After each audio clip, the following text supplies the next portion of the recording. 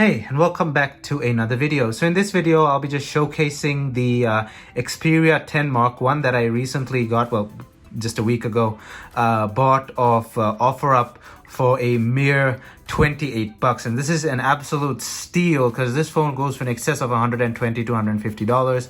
It's a phone from 2019, so it's a bit older, but still it goes for about $120, $130 because to a certain extent, this phone is very, very usable in 2021. And I say it's very, very usable, not perfectly usable for a good reason, and that reason is it's a Sony. It doesn't get too many updates. It does not have a recovery menu. The SIM card, the SD card slot design is terrible, and I'll go on a small rant in a bit, but apart from that, it is I'd say, decently usable phone in 2021, so it does carry some price to it, but I got it for a mere $28, and it came with this really nice leather case as well. It is fox leather, I think, but this is very solid. It's very thick. The rubber on here is good, very solidly built. This is easily a $30 case, so but it's this flip design which I don't really use. The magnets are really hard too, they're really strong, but I don't use this flip design, so won't be using that case. But it's a really nice case, and with the price range as $28, that was just a huge steal. When I got this thing, the seller's previous account was on here and there was a password, knowing Sony, there's no way to properly reset this thing because this thing doesn't have a recovery menu. So I had to plug it to Xperia Companion, and there was a driver issue that I was not going to deal with. You may have noticed that I'm not uploading a lot of videos these days. That's because I have my exams and my final projects. So starting next Wednesday, the 15th, is when I'll be free and I'll start my normal uploading schedule. The issue is these days I'm so busy and I was not going to deal with driver issues when I have so much work. So I messaged the seller, and it turns out he's also the previous owner. So he gave me the password and I was able to reset it that way. So dodged a bullet there, because Sonys are so annoying when it comes to reset because it has no recovery menu. And Xperia Companion doesn't always work properly either, and there are driver issues. This thing wasn't starting up properly. It had this triangle with a wrench and a screwdriver. Sometimes it wouldn't go into recovery mode, it wouldn't go into flash mode. You know, it's a Sony, it's gotta have problems. And oh boy, this thing has a lot of problems. And when I do cover this phone in a full video, like using it in 2021 or 2022, I will go over those problems. The SD card slot design is 0 out of 10. As far as I can remember, correct me if I'm wrong, I'll put it up on screen if I was wrong. This thing didn't ship with a SD a card remover tool, like to pull out the card or anything. You can't just pull out the SIM card with your finger like that, because there's a small notch-like thing over there. But the SD card is separate. You gotta put your finger in there and just gouge it out. You break your nails. It's just horrible design. I ended up having to use the Apple SIM card ejector tool like as a lever to get it out. It was just so annoying. Such bad design. It's a Sony, it's gotta have bad design, you know, that's how they are. I've complained about Sony phones multiple times. Bad design, the USB ports are badly designed, the displays get spots after some time. This display is not known for black spots, but they're older phones.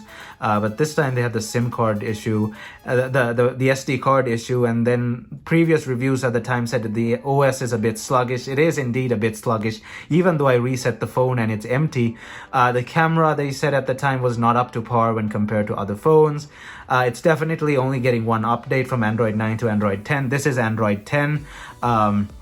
So we're definitely not getting Android 11. This thing runs a Snapdragon 630, which is totally capable of Android 11, but knowing Sony, they're not going to give the update. So this was not a 10 out of 10 phone back in the day. I saw a website gave it a 5.5 out of 10 as well, due to the sluggish performance. Some people hate on the design because this thing has a huge forehead and a big forehead and a small chin. As you can see, the bezels are kind of small, but I kind of like it. You can hold it like that. Really weird aspect ratio. This is definitely 21 by something. I'll put it up there. Back looks pretty basic. Dual camera setup. Sorry about that, my camera cut out, I ran out of space. What I was saying was this thing has the back is pretty basic. It has a dual camera and a dual LED flash there as well. I don't mind the design really. It's just the software and everything else. There are a lot of issues with this phone. No recovery mode. I don't know if Sony's newer phones, like that phone that everyone is talking about with the weird camera in the middle there, that has actually a really good camera. I don't know if that phone has a recovery mode, but knowing Sony and a lot of other Japanese phones as well, they don't have recovery modes. The Sharp Aqueous Crystal, there's a lot of phones that don't have recovery modes, Japanese design phones. I don't know why they don't do that. It's really, really annoying that you need a computer for everything. But luckily the previous owners was the seller, and he gave me his password. Otherwise, unlocking this and getting rid of the account would have been a nightmare. It's possible, but it's a nightmare. And I don't have time these days to deal with that. But apart from that, the phone functions pretty decently. There's nothing wrong with it. It's absolutely fine. There's a few scratches. I don't know if you'll notice that. Very mild, very unnoticeable. Everything else about the phone functions fine. There's nothing wrong with it. It's network unlocked, everything. I don't know why the seller was selling it for that cheap. Maybe they just didn't know how much it was worth, but I'm definitely going to cover this phone in detail in a full using it in 2021 or 2022, because we don't have that long till 2022. Maybe I'll do 2022 because I have a lot of videos already planned for December, including a Christmas special. So definitely hit that subscribe button down below and stay tuned for the Christmas special if you already haven't. And also don't forget to leave a like on this video and ring that bell notification button to get notified after you subscribe, so you get notified whenever I upload a new video. And check out my social media down in the description below as well.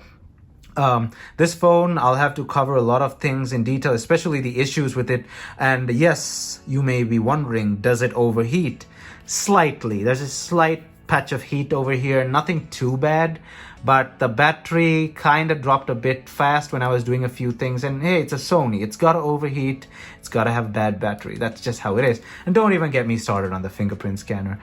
It doesn't work. As you can see, my fingers are 100% clean. There's just a bit of sweat.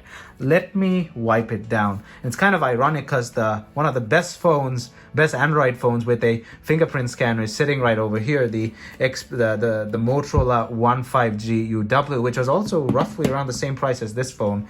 That phone was from 2020, I think. Yeah, 2020. But I've seen older phones with better fingerprint scanners.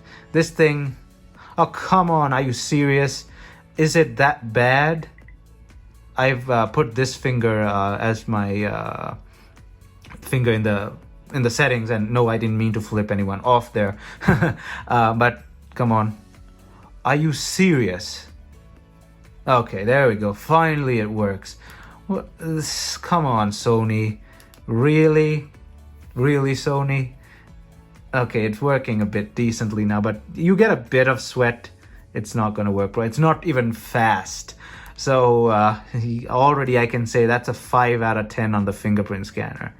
Yeah, this phone is losing a lot of points, and I haven't even started to make the using it in modern times video yet, and it's already losing points. Come on, Sony. Okay, there we go.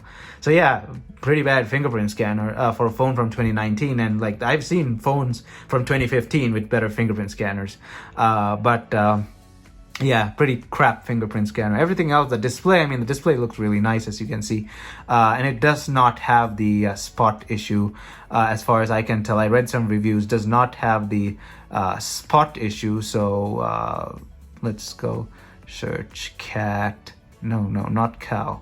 Let's get some pictures up here because the phone is empty.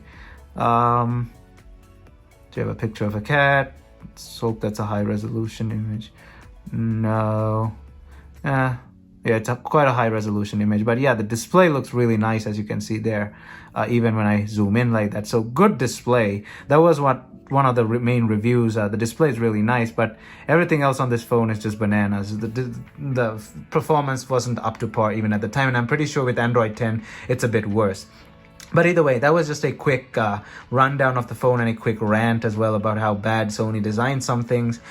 Stay tuned for the full video, which I'll be doing in a few weeks. I have to use this phone for a while and do all my other videos in the meantime. Stay tuned for the Christmas special and all the other great videos I have lined up for you guys throughout December. It's going to be a great holiday, so stay tuned for that by hitting the subscribe button and ringing the bell notification button. Also, if you like this video, please leave a big thumbs up down below, as it helps this video get on YouTube's algorithm. Check out my social media down in the description below. Thumbs up, and I'll see you guys on my next video, which is probably going to be around Friday or Saturday.